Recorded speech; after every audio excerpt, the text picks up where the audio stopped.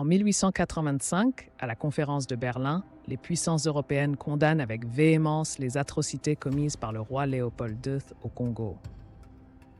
Les journaux britanniques dénoncent les mains coupées et le travail forcé, tandis que la France se présente en défenseur des droits humains. Pourtant, cette indignation masque une vérité plus sombre. Ces mêmes nations préparent déjà leur propre exploitation coloniale. Alors que la Belgique est critiquée, la France impose un système identique en Afrique équatoriale. Les archives révèlent que l'administration coloniale française utilisait les mêmes châtiments corporels pour la collecte de caoutchouc. Les rapports officiels britanniques, pourtant au courant, restent silencieux lorsque leurs alliés pratiquent ces méthodes.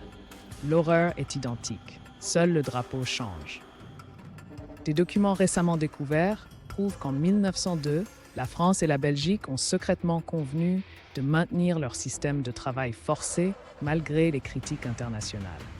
Leur correspondance révèle un calcul froid.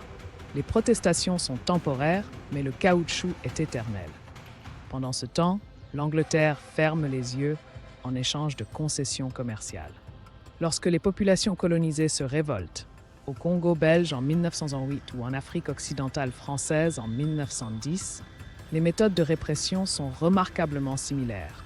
Villages brûlés, exécutions publiques, prise d'otages. Les rapports militaires britanniques décrivent ces pratiques comme barbares, tout en les appliquant simultanément au Kenya. L'hypocrisie devient systémique. En 1913, un dîner diplomatique réunit les puissances coloniales à Paris.